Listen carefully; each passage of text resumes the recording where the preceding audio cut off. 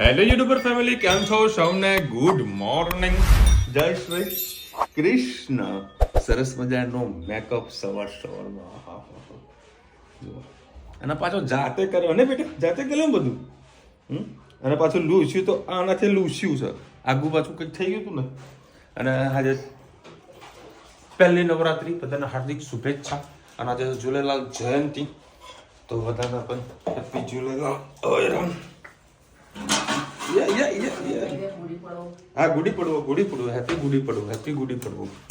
અને કાલે છે ઈદ, તો બધા આપણા જેટલા બી મુસ્લિમ સબસ્ક્રાઈબર્સ, આપણા ફેમિલી મેમ્બર છે, બધાને હેપી ઈદ મુબારક. અમારા તારા પ્રોગ્રામ ચાલી રહ્યા છે કોલ્ડ ડ્રિંકનો, અને ચટાકા પટાકા તો ખાઈને આવી છે. અને સરસ મજાનું ચીકુનો જ્યુસ, इसको क्या बोलते हैं? मोहब्बत का जूस है, मोहब्बत का जूस ना, मोहब्बत का जूस तो लाना કહેવાય. આરું નામ ભૂલી જવાય યાર, બોલો. તરબૂચ. આ તો સરસ મજાનું ચીકુનો જ્યુસ. હવે જો પાણીની બોટલ દી છે ને, એની પોતાની હોય એમાં જ પીવાનું. આપું લે ને. જય શ્રી કૃષ્ણ સૌને. મારા સવારના રસોડામાં આપનું સ્વાગત છે. 3 પર જીવતી નાખ્યો છે, રહી નાખી છે. આમાં તમે નાખજો અજમો, અને મેં ડુંગળી, લસણ અને ટામેટાં.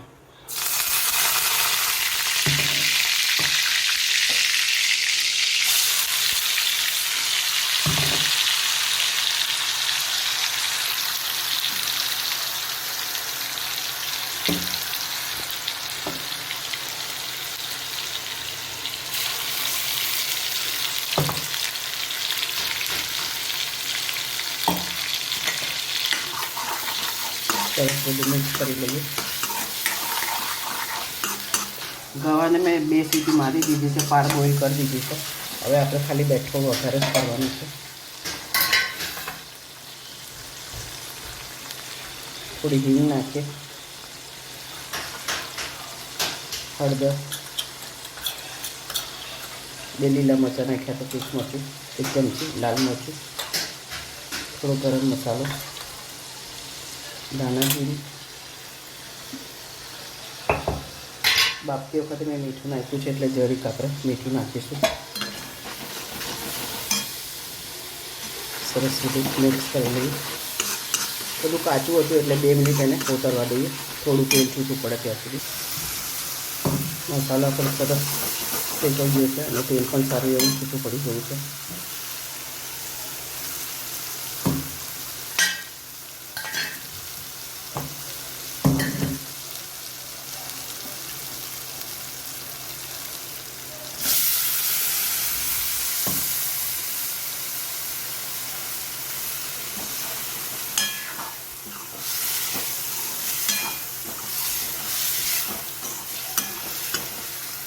આવી મસાલાવાળી ગવાર ખાવાની ખૂબ જ મજા આવે. રોટલા, ભાખરી, પરોઠા સાથે આ ગવાર ખૂબ જ ટેસ્ટી લાગે છે.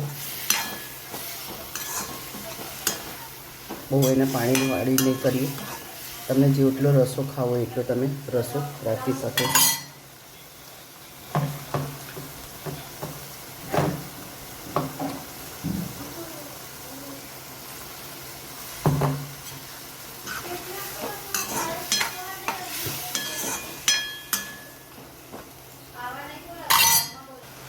થોડોક આ ગવારમાં ગોળ નાખીશું, તેનો ટેસ્ટ ખૂબ જ સરસ આવશે.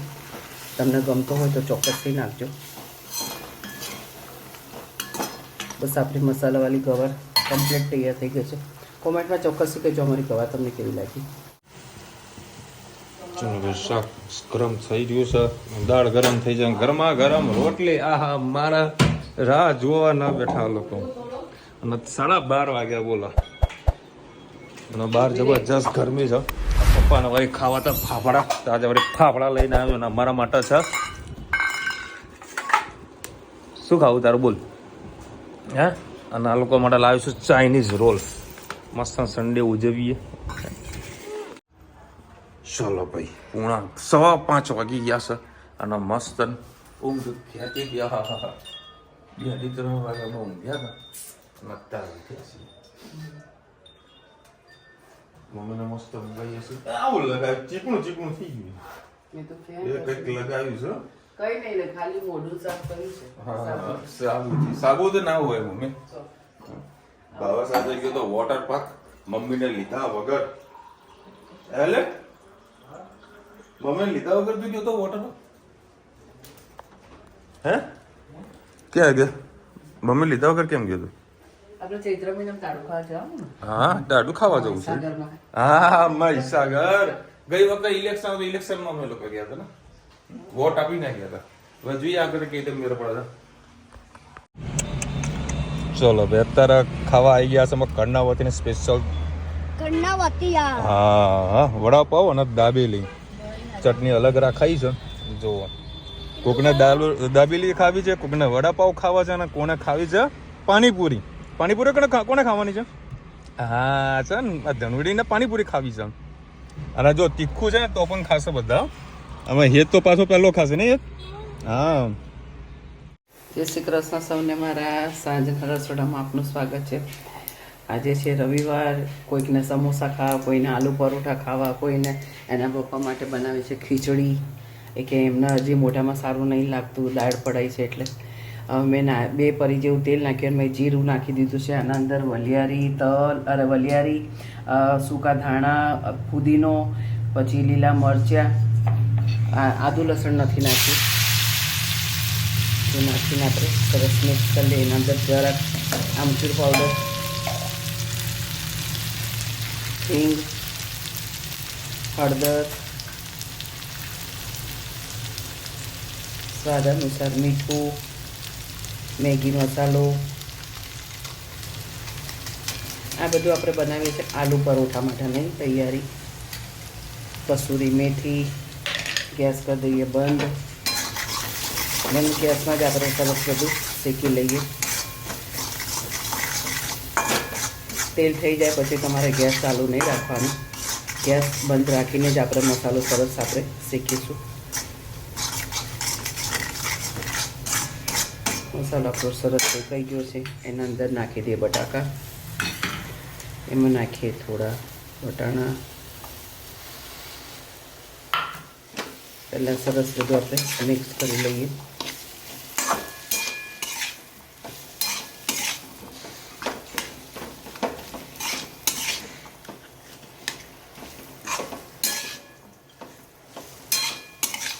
ફુદીનો નાખવાથી આલુ પરોઠાનો ટેસ્ટ ખૂબ જ સરસ આવે છે. તમે પણ ચોક્કસ જો તમારા ઘરમાં સુકાઈ ગયેલો હોય કે તાજો હોય તો ફુદીનો ચોક્કસ નાખજો.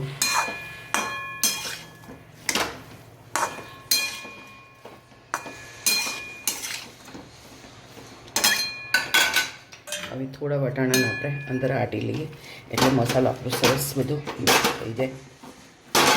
આવું કરવાથી એકદમ મસાલો મિક્સ થઈ જતો હોય છે.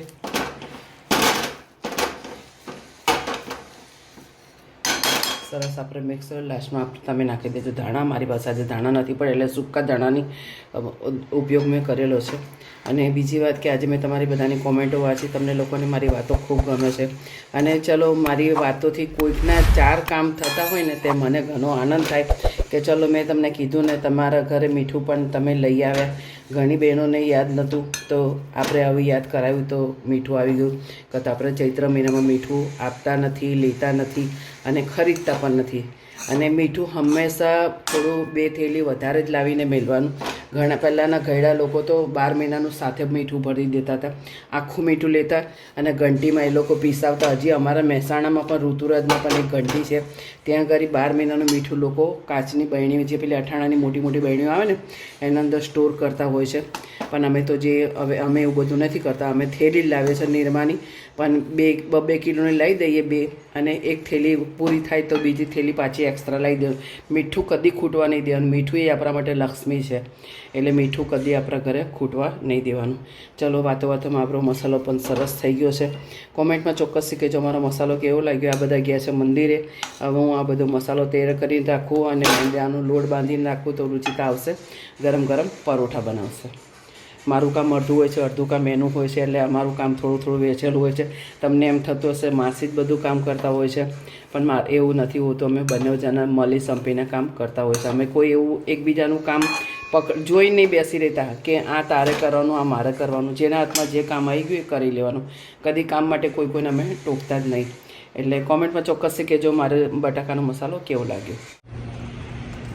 ચલો ભાઈ, અત્યારે આપણે આવી ગયા છે જુડિયોમાં. એ જ પાઇપ જોયું છે બેટા. ધનવીને કંઈક ખરીદી કરવાની છે. જોઈએ શું ધની શું લેવાનું છે તારે? એ તો અહીંયા લિપસ્ટિક જ જોવાની છે, મને ખબર નહીં રહી. રુચિતા આવી ગયા છે જોતાના ખજાનામાં. લઈ લે કમ્પ્લીટ. મને એ ખબર નહીં પડતી લેડીઝ ચપ્પલ પહેર્યા ત્યારે જે પાછળનો ભાગ ખરો ને એ બહાર જ કેમ હોય? પેલા ખજાના ભરેલા છે. રુચિતા કુર્તી કંઈક જોવાની હતી ને તે વળી ના ગમી. ઓનલાઈન જોઈ તે સારી હતી. આ ચપ્પલે સારા છે. આ છોકરો ને ક્યાંનો ધનની પાછળ પડ્યો છે. ધને ને મમતો હાલ બેટા. એ ખજાનો આવ્યો છે એનો. એને ખાલી આંગળી જ મૂકવાની, બાકી કલર કા છે ખબર જ નથી. કેટલા બધા શેડ છે આના તો. ધનુ કહે છે કે મારે તો કયો નથી બતાવું તમને. એ નવા શેડ કાઢશે. અરે કઈક મમ્મી આ ચપ્પલ લાયા તારા માટે. એક તારા માટે અને એક રુચિતા માટે. અડધું. ચલો ભાઈ અત્યારે વળી શું કરાવું? હે વેસ્ટમાંથી બેસ્ટ. સમોસા બનાવી ગયા સરસ. ચલો ભાઈ 8:30 વાગ્યા છે. મજા આવી ગઈ. ધનવી કે મારે પાણીપુરી ખાવી છે તો પણ એને પાણીપુરી એના માટે પણ મંગાવી. ભાઈ હેત કે પાપા મારે પીઝા ખાવા છે તો પીઝા વાળો બંધ હતો નહીં કોઈ હે ને. ચલો ભાઈ ગરમા ગરમ આલુ પરોઠા ના જોડે છે દહીં તીખારી. ધનુ આમ આવજે. ધનુ જલ્દી. ધનુના જોડે શું છે તમને બતાવું. એ ધનુ આમના આવર કહું છું.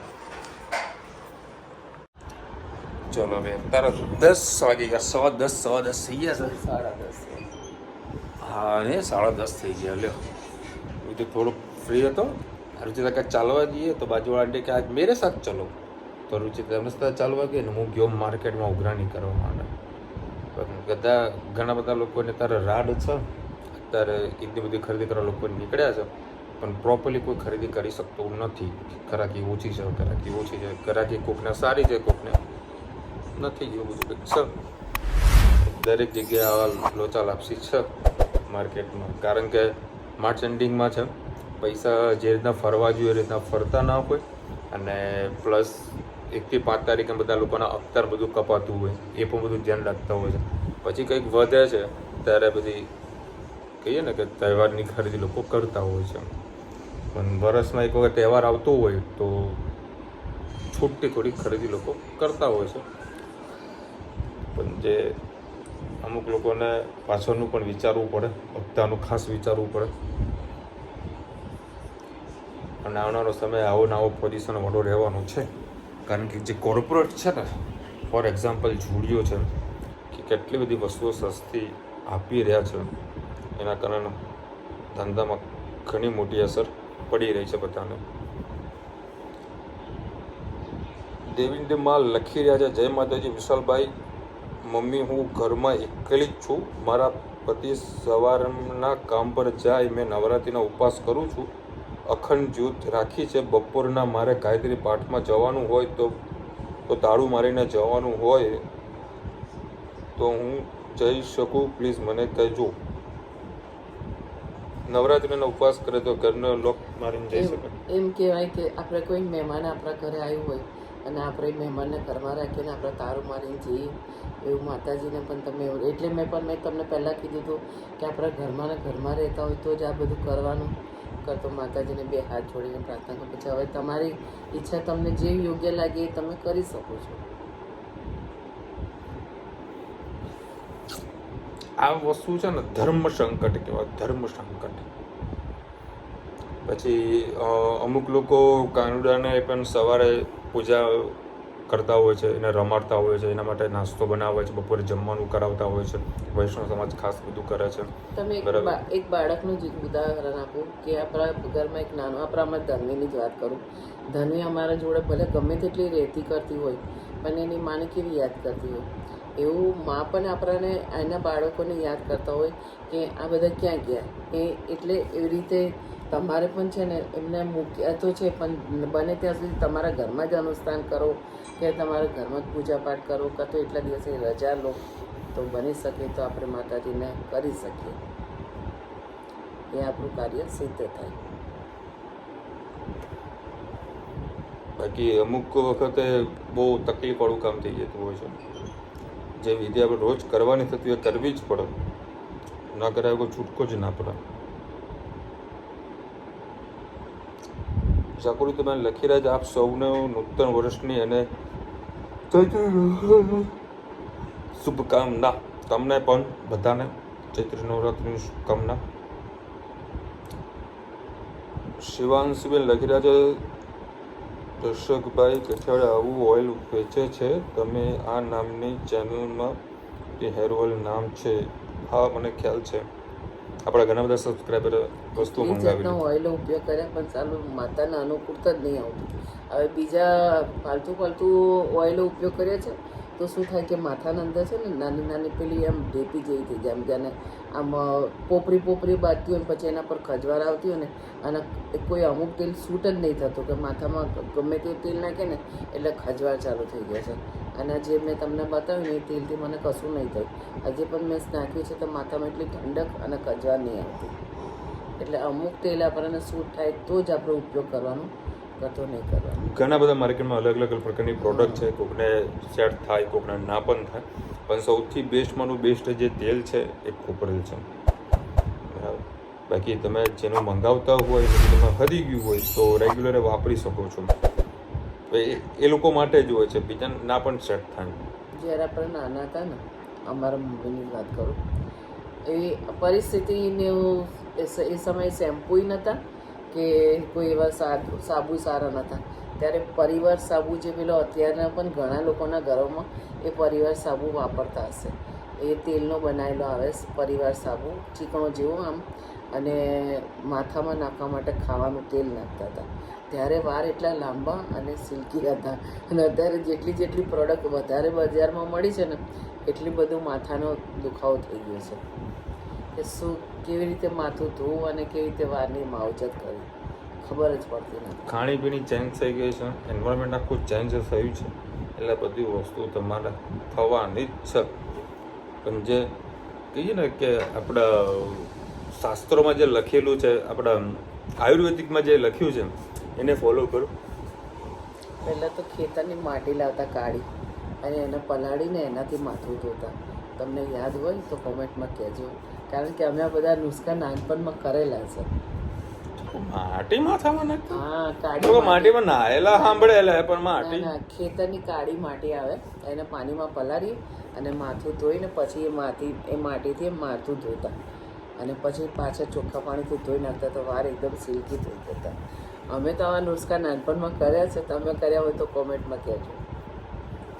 મારી રીતના હશે તેમને આ બધું કદાચ કર્યું હશે. પુષ્પાબેન લખી રહ્યા છે, માસી તમે વાતો સંભળાવી મને બહુ ગમી. 2 દિવસ પહેલાં વ્લોગમાં મીઠું લઈ લાવવાનું યાદ કરાવેલું હું સાચે જ ભૂલી ગયેલી, પણ તમારો વ્લોગ જોઈ હતી અને તમે બોલ્યા કે શોપ કરીને લઈ આવી. થેન્ક યુ યાદ કરાવવા બદલ. થેન્ક યુ સો મચ કે ભાઈ ચલો આપણા વિડીયો થકી કોકને કામ થાય છે. આપણે આપણી રીતે કહીએ, કદાચ કોઈકને અનુકૂળતા આવી જાય, કોઈકને આપણી વાતો કામ લાગી જાય તો મારા દિલને ઘણો આનંદ થાય કે ચલો આપણી 2 શબ્દ બોલેલા કોઈકનું કામ થઈ જાય. મરાઠી નૂતન વર્ષની શુભેચ્છા મયુર મનોહર. અરે મયુરભાઈ, happy new year, happy new year. ખરેખર તમારું તો ભૂલી જ ગયું યાર હું. કેટલા તહેવાર, 4 તહેવાર થઈ જાય છે મયુરભાઈની તો પાછા. અને 5મો તહેવાર કાલે અમારો છે પાછો, માર્ચ એન્ડિંગ. અમારો વર્ષનો સૌથી મોટો તહેવાર કાલે માર્ચ એન્ડિંગ છે. કાલે માર્કેટમાં સન્નાટો હશે તો પણ જવું જ પડશે. અને કાલે તો છે ને અંદર ઓફિસમાં બેસીને બધા હિસાબો જ આમ આગા પાછા કરી દેવાના હોય. કારણ કે સ્ટોક આવ્યો ગયો, કેટલો ગયો, કોઈ બિલ બનાવવાનું બાકી રહી ગયું હોય, સ્ટોક મેનેજમેન્ટ બધું કરવું પડશે. ઈલા પટેલ લખી રહ્યા છે, માસી મને શુગર છે, એની કોઈ આયુર્વેદિક દવા બતાવો પ્લીઝ. જય શ્રી કૃષ્ણ. જો તમે ઇન્ડિયામાં હોય ને ઈલાબેન, તો આયુર્વેદિક કોઈ ડૉક્ટર સાથે વાત કરી લો. કોઈ સારો એવો ડૉક્ટર હોય આયુર્વેદિકનો, વૈદ્ય.